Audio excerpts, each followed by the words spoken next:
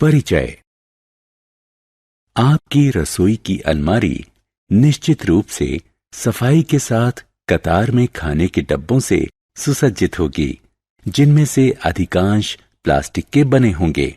आजकल प्लास्टिक ने हमारे जीवन में इतनी प्रमुखता से स्थान बना लिया है कि हमने एल्यूमीनियम, लोहा, स्टील और कांच जैसे पदार्थों को प्लास्टिक से बदल दिया है। इसलिए आइए इस अध्याय में प्लास्टिक के बारे में और अधिक जानते हैं, जहां आप प्लास्टिक के सामान्य गुणों और अपने दैनिक जीवन में इसके महत्व के बारे में अध्ययन करेंगे।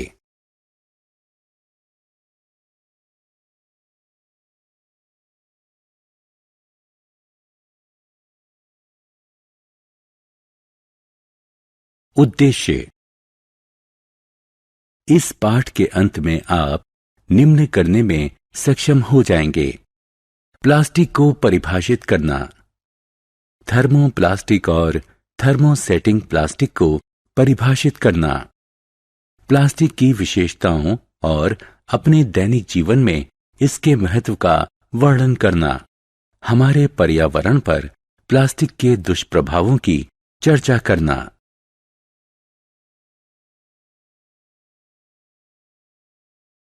प्लास्टिक क्या है? विभिन्न प्रकार के रूपों में ढल जाने, गढ़े जाने और प्रक्रिया किए जाने के गुणों के कारण इस पदार्थ का नाम प्लास्टिक रखा गया। यह रासायनिक रूप से प्राप्त किया जाता है, अधिकांशतः पेट्रोलियम और प्राकृतिक गैस के संश्लेषण द्वारा। संश्लेषित रेशे के समान प्लास्टिक भी एक बहुलक है, जो कई छोटी समान इकाइयों को मिलाकर बनाया जाता है। क्या सभी प्लास्टिक के इकाइयों की समान प्रकार की व्यवस्था होती है? नहीं, कुछ प्लास्टिक में रेखीय यानी लीनियर व्यवस्था होती है, जबकि अन्य त्रियकबद्ध यानी क्रॉस लिंक्ड होते हैं। प्लास्टिक के प्रकार। क्या आपने कभी ध्यान दिया है कि जब किसी पॉलीथीन बैग को जलाया जाता है तो क्या होता है? हाँ, यह पिघल जाता है और आप इसकी हानिकारक दुर्गंध के अलावा इसकी बूंदों को गिरते देख सकते हैं। क्या सभी प्लास्टिक जलने पर पिघल जाते हैं? आइए देखते हैं। गर्म किए जाने पर इनकी प्रतिक्रिया के आधार पर प्लास्टिक के दो प्रकार होते हैं। ये हैं थर्मोप्लास्टिक और थर्मोसेटिंग प्लास्टिक। थर्मोप्लास्टिक की घटक इकाइयों में रेखीय यानी लीनियर व्यवस्था होती है। गर्म किए जाने पर ये मोड़ने योग्य और मुलायम हो जाते हैं। अब इनको किसी दूसरे आकार में ढाला जा सकता है और फिर ठंडा किया जा सकता है। परिणाम स्वरूप ये बिना किसी रासायनिक परिवर्तन के कठोर हो जाते हैं, इसलिए इनका पुनर्चक्रण किया जा सकता है। थर्मोलास्टिक के कुछ उदाहरणों में शामिल है पॉलीथीन, पॉलीविनाइल क्लोराइड और पॉलीस्टीरीन।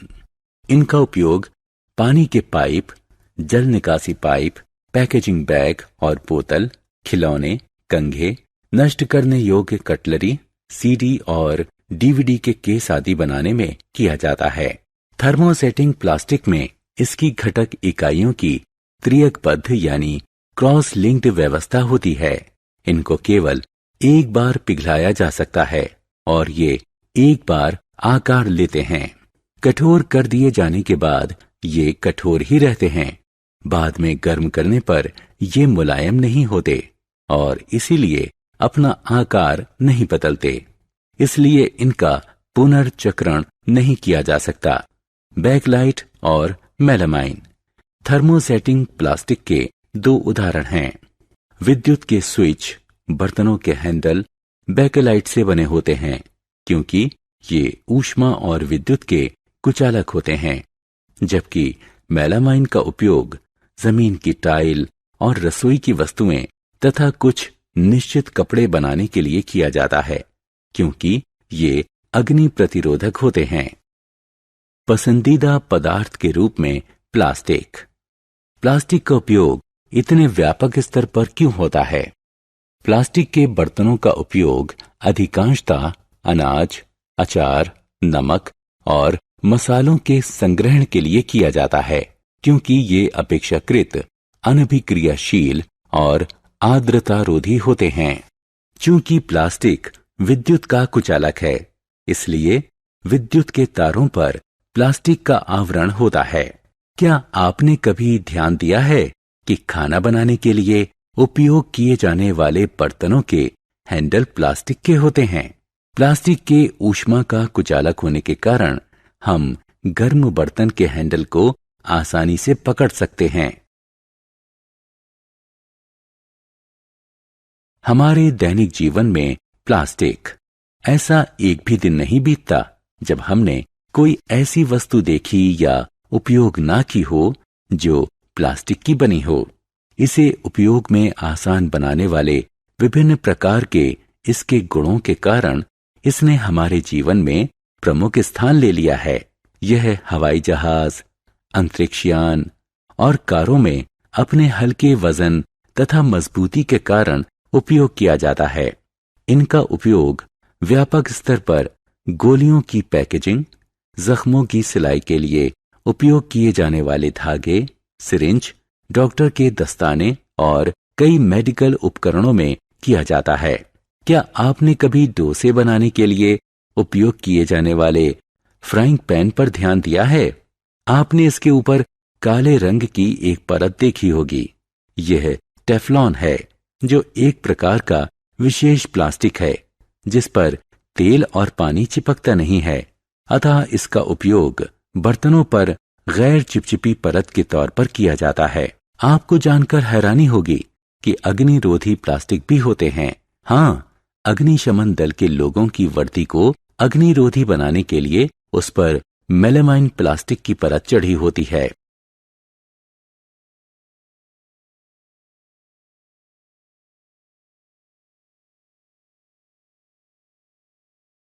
प्लास्टिक और पर्यावरण। क्या हम प्लास्टिक के बिना जीवन की कल्पना कर सकते हैं? नहीं, निश्चित रूप से हम नहीं कर सकते, क्योंकि हमारे नष्ट हो रहे प्राकृतिक संसाधन के इस समय में यह एक वैकल्पिक स्रोत है। लेकिन हमने इसके लिए क्या कीमत चुकाई है? हम जानते हैं कि संश्लेषित पदार्थ होने के कारण प्लास्टिक जैव अनिम्नीकरणीय है, क्योंकि इसे नष्ट करने वाले आवश्यक किण्वक यानी एंजाइम, विश्लेषण करने वाले यानी नष्ट करने वाले तत्व जैसे विभिन्न जीवाणु और फफूंद में मौजूद नहीं होते। अतः प्लास्टिक के ढेर को एकत्रित कर गड्ढों में जमा किया जाता है, जिससे वे वहां मिट्टी तथा आसपास के जल स्रोतों में जहरीले रसायन उत्सर्जित करते हुए सैकड़ों वर्षों तक रहेंगे। साथ ही प्लास्टिक जमीन की सतह पर एक आवरण का निर्माण कर देती है, जो कि पानी की अभिद्ध होती है, जिस कारण वर्षा जल मिट्टी में सोखा नहीं जाता और इस प्रकार ये भूतल जल संरक्षण को घटाती है। आपने कूड़े के ढेर के निकट प्लास्टिक बैग में से खाना बाहर निकालने के लिए प्रयास कर रही गाय को निश्चित रूप से देखा होगा। वे अंत में प्लास्टिक बैग भी खा जाती हैं। ये उनके श्वसन तंत्र में कंठरोध उत्पन्न कर सकती हैं या आमाशय में एक अस्तर बना सकती हैं। परिणाम स्वरूप उनकी मौत हो सकती है। प्लास्टिक को जलाने पर यह वातावरण में जहरीला धुआं छोड़ता है। प्लास्टिक से जल भराव का भी खतरा है। जब ये प्लास्टिक नालियों में भरकर उन्हें बंद कर देती है तो नालियां वर्षा काल में वर्षा के दौरान अत्यधिक भर जाती हैं, जिससे जल भराव की स्थिति बन जाती है।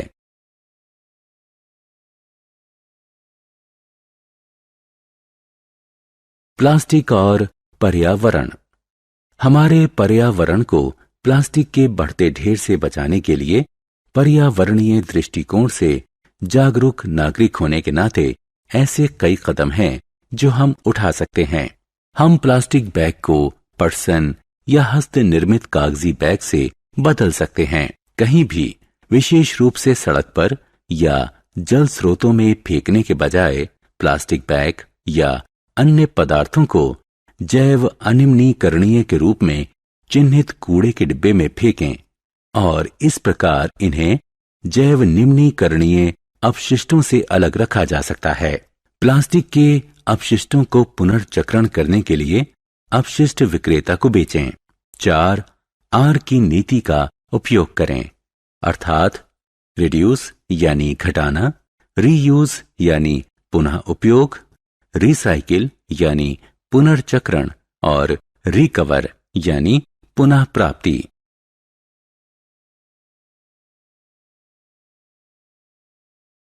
सारांश।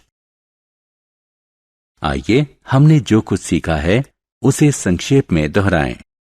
प्लास्टिक बहुलक होते हैं। थर्मोप्लास्टिक और थर्मोसेटिंग प्लास्टिक दो महत्वपूर्ण प्रकार के प्लास्टिक हैं। प्लास्टिक अप्रतिक्रियात्मक, हल्के, मजबूत, टिकाऊ और ऊष्मा तथा विद्युत के कुचालक होते हैं। प्लास्टिक का उपयोग व्यापक स्तर पर स्वास्थ्य देखभाल उद्योग, भवन निर्माण सामग्री और पाइपलाइनों में किया जाता है। जलने पर प्लास्टिक जहरीली गैसों का उत्सर्जन करता है।